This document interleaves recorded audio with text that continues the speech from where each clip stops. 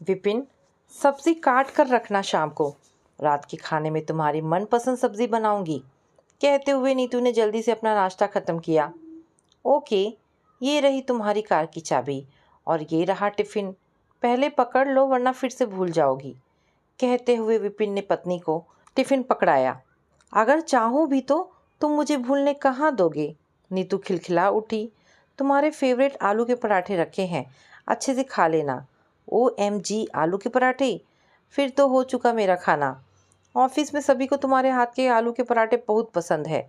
पिछली बार 3 पराठों में मुझे सिर्फ आधा ही खाने को मिला था। नीतू ने शिकायती सी दर्ज कराया। आज 4 रखे हैं, कम नहीं पड़ेंगे। टेक केयर बेबी, नीतू का माथा चूमते हुए विपिन ने कहा। पर्स उठाते हुए नीतू उसके कान के करीब धीरे से फुसफुसाई और मुस्कुराती हुई कार पार्किंग की तरफ चल दी।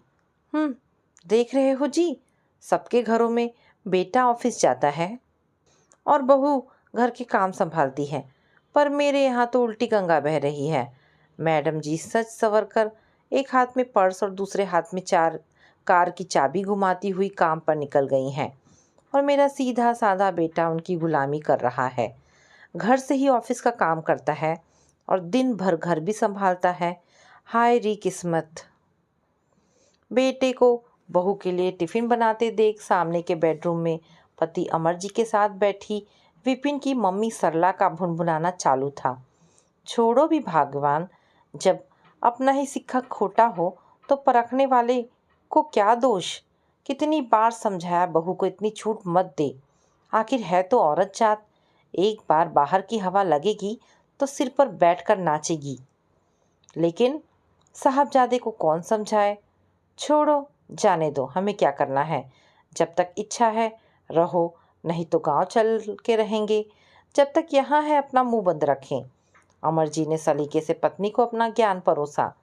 मम्मी पापा की बातचीत सुन डाइनिंग टेबल साफ कर रहे विपिन के हाथ 2 पल को रुके, लेकिन अगले ही पल गुनगुनाते हुए उसने अपना काम जारी रखा।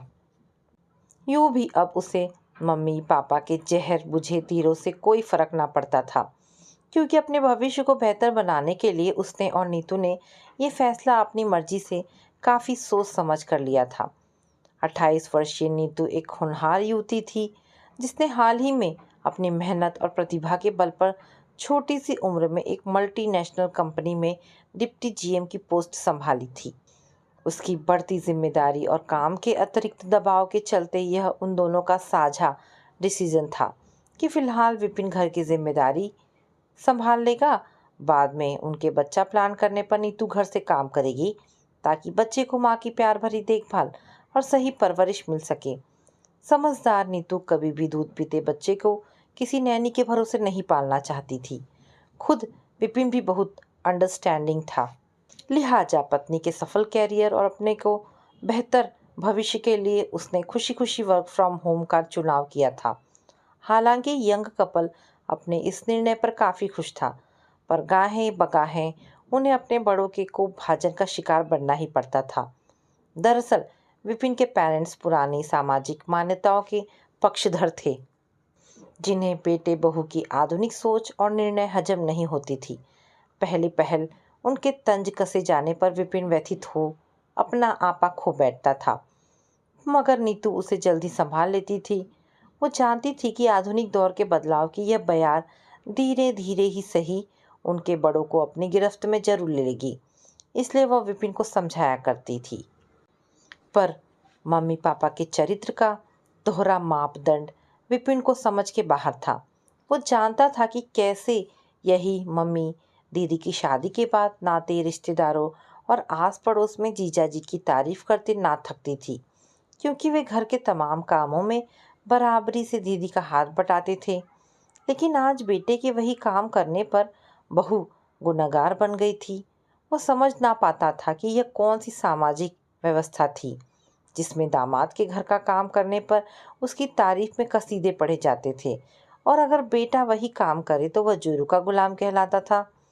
बहरहाल डाइनिंग टेबल साफ कर उसने मम्मी पापा को आवाज़ दी और उन्हें भी आलू के गर्मा गर्म पराठे दही के साथ परोसे।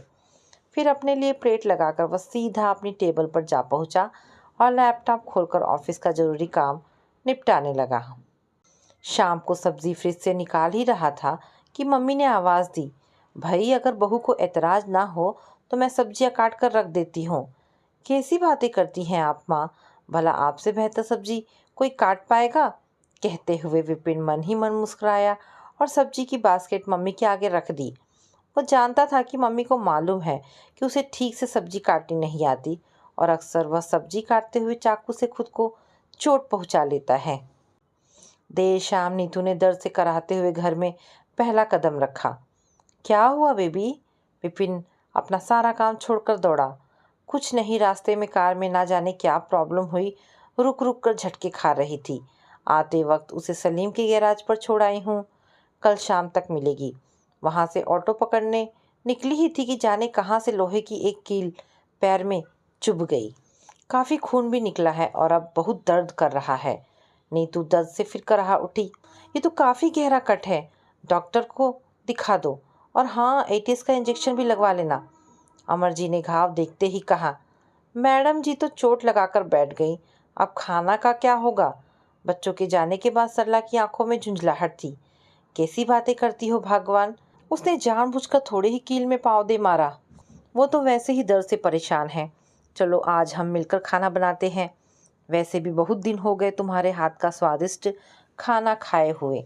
हाँ भाई, अब बुढ़ापे में फिर से चूल्हा चौका संभालो, वरना दिन भर के थके हारे बेटे को काम में लगना पड़ेगा। बड़बड़ाते हुए सरला काम में लग गई। उसे अभी भी बहू से ज़्यादा बेटे की चिंता थी।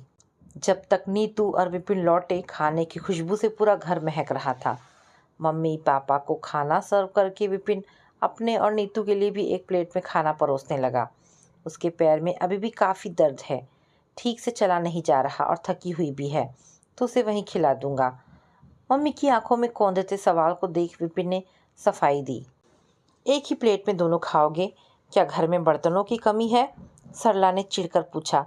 अरे माँ, कल बाई नहीं आएगी तो बर्तन तो मुझे ही धोने होंगे, और फिर आप ही तो कहती थी कि एक ही थाली में खाने से प्यार बढ़ता है। कहकर मुस्कुराता हुआ विपिन अपने कमरे की ओर बढ़ चला।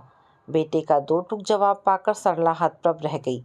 बेचारगी से पति की ओर देखा तो मौके की नजाकत समझ अमर जी ने भरसक कोशिशें कर अपनी हंसी रोकी, वरना बेटे का गुस्सा बाप पर उतरने के पूरे आसार नजर आ रहे थे।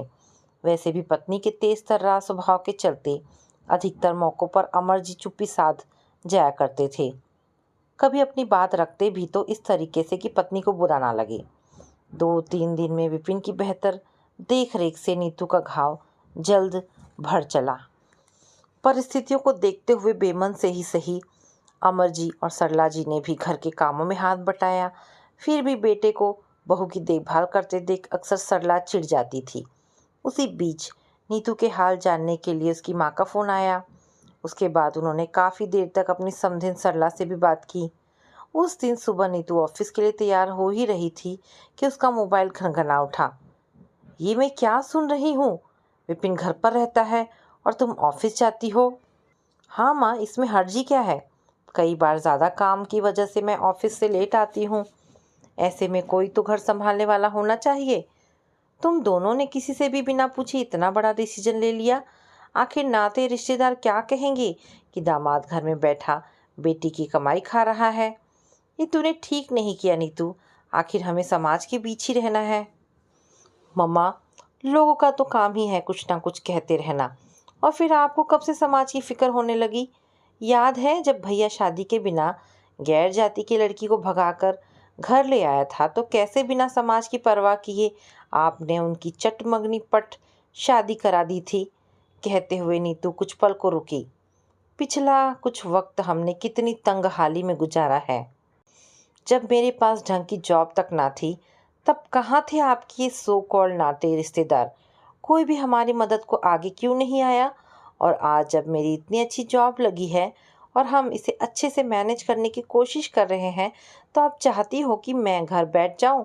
नहीं मम्मा, ये हमारी ज़िंदगी है और इसके लिए निर्णय लेने का अधिकार भी सिर्फ हमारा है। थोड़ी बिजी हूँ, बाद में बात करती हूँ, कहकर नीतू ने कॉल कट कर दिया। उसका मन कसैला हो चला था उसने बचपन से माँ को अपने और भाई के बीच छोटी छोटी बातों पर फर्क करते देखा था। आज भी भाई आवारागर्दी करते हुए भी माँ की आंखों का तारा था, और वो अपने सफल कैरियर के बावजूद उनकी आंखों की किरकिरी। उसका उतरा चेहरा देख विपिन ने एक प्रश्नवाचक दृष्टि उस पर डाली। तुम्हारी माँ जो ना करे वह थोड़ा है। नीतू की आंखों में नाराजगी के भाव थे। ओहो, तुम उदास मत हो। तुम्हारी माँ हो चाहे मेरी, इन्हें अपना काम करने दो और हम अपना काम करते रहेंगे। इनकी बात को दिल से लगाने की ज़रूरत नहीं है। वैसे भी तुम्हारे दिल में बस मेरा ही ख्याल रहना चाहिए। समझी जाने मन। नीतू की ओर आंखें मारते हुए विपिन शरारत से मुस्कुराया। सच्ची तुम नहीं सुधरोगे। अच्छा, मुझे तो देर हो रही है, मैं चली अपने ऑफिस, बाय। नीतू फटाफट कमरे से निकलने को हुई। अरे सुनो, एक काम तो रह ही गया। क्या? नीतू ने पलट कर देखा। मुंह मीठा करना, कहकर लपकते हुए विपिन ने उसे अपनी बाहों में जकड़ा और उसके हाथों पर एक किस जड़ दिया। उफ, छोड़ो भी मुझे। नीतू कसमसाई और पति की बाहों की मजबूत गिरफ्त से छूटने का प्रयास करने लगी। अगले हफ्ते नीतू की कंपनी का एनुअल डे था। नीतू ने बॉस ने इस प्रोग्राम के अरेंजमेंट के लिए 4 मेंबर की एक टीम बनाई थी, जिसे नीतू लीड कर रही थी। कुछ दिनों तक ऑफिस में लेट सिटिंग कर नीतू ने अपनी टीम के साथ मिलकर पूरा प्रोग्राम एक सिस्टमैटिक तरीके से अरेंज किया, जिसमें सभी एम्प्लॉयज़, उनकी फैमिली और बच्चों के लिए कई रोचक गेम रखे गए और उन्हें जीतने वालों के लिए आकर्षक प्राइज थे। सुबह के नाश्ते से लेकर दोपहर के लंच की शानदार व्यवस्था की गई और सबसे आखिर में भव्य सम्मान दिए जाने की व्यवस्था थी। सुनो, कैसी लग रही हूँ मैं इस साड़ी में? कल के प्रोग्राम में यही पहनने वाली हूँ। जरी के बॉर्डर की ऑरेंज शिफॉन साड़ी लपेटते हुए नीतू ने खुद को आईने में निहारा और विपिन को आवाज़ दी। अच्छी है। लैपटॉप पर काम कर रहे विपिन ने एक नज़र नीतू पर डाली और फिर से अपने काम में व्यस्त हो गया। सिर्फ अच्छी है? तुम्हारा ध्यान कहाँ है मिस्टर? अरे भाई, कल के प्रोग्राम में मेरा भी सम्मान किया जाएगा। मुझे सबसे सुंदर दिखना है। प्लीज़ ठीक से देखकर बताओ ना। नीतू ने मनुहार की। तुम्हारे सम्मान, तुम्हारी सुंदरता देखने के अलावा भी कई काम हैं इस दुनिया में। ये क्या बात हुई? मैं तुमसे यूं ही कोई बात पूछी और तुम बात को कहाँ से कहाँ ले जा रहे हो? मैंने ऐसा कब कहा कि मेरे अलावा किसी और काम की कोई वैल्यू नहीं? आखिर तुम्हें मेरी सफलता से परेशानी क्या है? विपिन की उटपटांग बात सुनकर नीतू को भी कुछ तैश आ गया। हाँ हाँ, मैं जलता हूँ ना तुम्हारी सफलता से। अरे तुम्हारे लिए मैंने अपना पूरा कैरियर दांव पर लगा दिया, और अब अगर तुम्हें यही लगता है तो यही सही। विपिन ने चिढ़कर कहा। मेरे ऊपर चिल्लाने की कोशिश भी ना करना। बेवजह की बदतमीजी मैं बर्दाश्त नहीं करने वाली। अरे बर्दाश्त तो मैं कर रहा हूँ तुम्हें। क्या समझती हो तुम ही एक रह गई हो कमाने वाली? हाँ, कमा रही हूँ, पूरे दिन जी तोड़ मेहनत करती हूँ। यूं ही मुफ्त में तनख्वाह नहीं आ जाती घर में। गुस्से में नीतू की आवाज़ कुछ तेज हो चली। मुझे अपनी सैलरी की धौंस ना देना। मैं आज भी घर का पूरा खर्चा चला सकता हूँ। तो ठीक है, अगर तुम्हें मेरा काम करना इतना ही बुरा लगता है तो मैं कल ही अपनी कंपनी से रिज़ाइन कर देती हूँ, कहकर नीतू सुबकने लगी। उधर बगल के कमरे में बेटे बहू के बीच की बहस को साफ सुनने के लिए सरला ने अपनी टीवी का वॉल्यूम काफ़ी कम कर दिया। मैं जानती थी यही नौबत आने वाली है। घर पर बैठे मर्द की कोई इज्जत नहीं होती है। कमाऊ बीवी की नज़रों में। देखा कैसे मेरे बेटे को जलील कर रही है।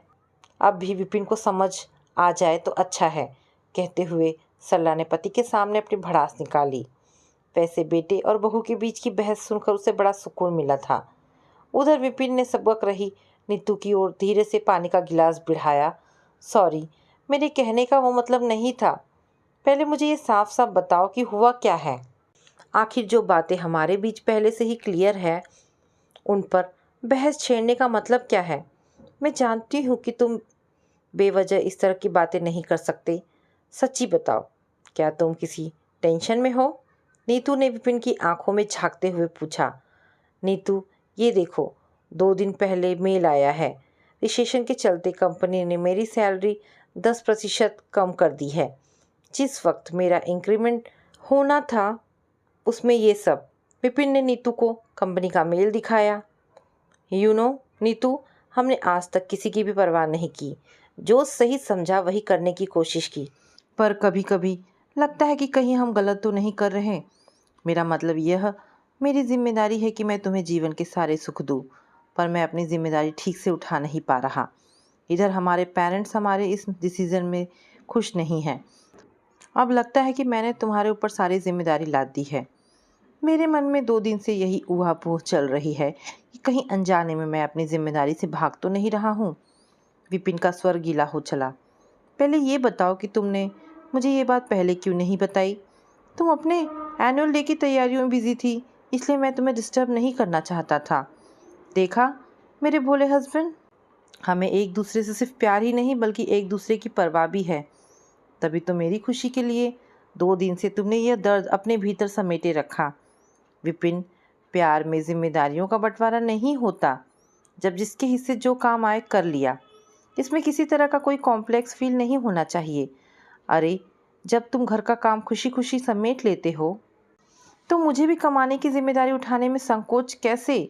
हमारे बीच की यही अंडरस्टैंडिंग तो हमारी सबसे बड़ी स्ट्रेंथ है और जो हमें हर पल एक दूसरे से जुड़ने होने का एहसास कराती है। और यही भी ना सा एहसास हमारी सच्ची खुशी और हमारे सफल जीवन का परिचायक है। कहते हुए नीतू ने विपिन का सिर अपनी गोद में रख लिया। विपिन, लोग क्या सोचेंगे? समाज क्या कहेगा? आखिर हमारी सोच की सुई यहीं जाकर क्यों अटक जाती है? अपनी खुशी को दरकिनार कर हम दिखावे की जिंदगी क्यों ढोते चले जाते हैं? नहीं विपिन, हमारे इस प्यारे से रिश्ते में किसी कॉम्प्लेक्स, किसी गिल्ट या दिखावे की कोई गुंजाइश नहीं है। जानू, एक बात अच्छे से समझ लो, मुझे तुम्हारी सैलरी कम हो जाने से कोई फर्क नहीं पड़ता, बशर्ते तुम मुझे अपना प्यार देते रहो। समझे मिस्टर नासमझ? प्यार कभी कम ना करना सनम, हर जुल्म गवारा करेंगे। गुनगुनाते हुए नीतू ने कहा। ओके मैडम, आपका हुक्म सिर आंखों पर। आज से ये बंदा अपना शुद्ध देसी रोमांस लेकर आपकी खिदमत में हाजिर है। विपिन को सलामी की पोज में अपना राइट हैंड उठाते देख नीलू खिलखिला उठी। विपिन भी अब पूरी तरह से मस्ती के मूड में आ चुका था। हंसती हुई नीतू पर प्यार बरसाते हुए उसने उसे कसकर अपने आगोश में ले लिया। सुबह सुबह बेटे बहू को आपस में हंसते बोलते देख सरला का मुंह एक बार फिर से लटक गया। फिर भी बुझे मन से वे और अमरजी प्रोग्राम में जाने के लिए तैयार होने लगे। ऑफिस में रोज अपनी फॉर्मल ड्रेस में नजर आने वाली नीतू आज साड़ी में बेहद खूबसूरत और ग्लैमरस नजर आ रही थी। अपने कर्ल बालों का उसने एक ब्रांडेड बन बनाया था, जिसकी कुछ लटें उसके रूप को और मोहक बनाए दे रही थी। प्रोग्राम में पहुंचकर उसने विपिन, अमरजी और सरला जी को सभी से मिलवाया। निर्धारित रूपरेखा के अनुसार सभी प्रोग्राम अच्छे से निपट चुके थे। अब सम्मान समारोह की बारी थी। स्टेज पर नीतू के मैनेजिंग डायरेक्टर आ चुके थे। उन्होंने अपने सभी एम्प्लॉयज़ का धन्यवाद करते हुए खुले दिल से उसकी मेहनत की सराहना की। स्टेज पर जब बेस्ट एम्प्लॉय के लिए नीतू का नाम पुकारा गया तो तालियों की गड़गड़ाहट से पूरा हॉल गूंज उठा। दोस्तों, सबसे पहले आप सभी के प्यार का बेहद शुक्रिया। सर, इससे पहले कि मैं आपके हाथों से ये अवार्ड लूं, मैं यहाँ पर उसके सही हकदार को बुलाना चाहूँगी, जिसने आज तक मेरी तमाम जिम्मेदारियों को साझा किया है। मैं उसके साथ अपने इस सम्मान को साझा करना चाहूँगी। विपिन, प्लीज़ आओ। विपिन और नीतू के ट्रॉफी हाथ में लेते ही एक बार फिर से तालियां बज उठी। शुक्रिया विपिन कि तुमने सदा मेरा साथ दिया। वह तुम ही थे जिसने सोसाइटी की परवाह किए बिना हमारे घर को संभाला। वो तुम ही थे जिसने घर की जिम्मेदारियों से मुक्त करके मुझे इतना वक्त दिया कि मैं बेफिक्री से अपने ऑफिस की जिम्मेदारियों को निभा सकी। बस अपना साथ और प्यार यूं ही लुटाते रहना। कहते हुए नीतू उसके गले जा लगी। तालियों की गड़गड़ाहट एक बार फिर से तेज हो उठी। डायरेक्टर ने एक बार फिर से सभी को मुबारकबाद दी। दोस्तों, आज नीतू जैसे एम्प्लॉयज़ का कंपनी में होना हमारे लिए गर्व की बात है। अपने 35 वर्षों के अनुभव में मैंने ऐसा खूबसूरत रिश्ता नहीं देखा। नीतू और विपिन जैसे युवा हमारे समाज की सोच को एक नई दिशा दे सकते हैं। नीतू उन सभी युवाओं के लिए एक मिसाल है जो आज के आधुनिक दौर में खुली आंखों से सपने देखने और उन्हें पूरा करने की हिम्मत रखते हैं। मैं नीतू को उसके आने वाले सुनहरे भविष्य के लिए ढेरों शुभकामनाएं देता हूँ। तालियों के तेज शोर में इस बार सरला और अमरजी के हाथ भी अपने बेटे और बहू की खुशी में शामिल हो लगातार बसते जा रहे थे। तो दोस्तों, ये छोटी सी पारिवारिक कहानी यहाँ पर समाप्त होती है। आशा करती हूँ कहानी पसंद आई होगी। अगर कहानी पसंद आई है तो प्लीज़ इसे लाइक एंड शेयर करें। दोस्तों, ऐसी ढेरों पारिवारिक और शिक्षाप्रद कहानी सुनने के लिए मेरे चैनल को प्लीज़ सब्सक्राइब करें। धन्यवाद दोस्तों।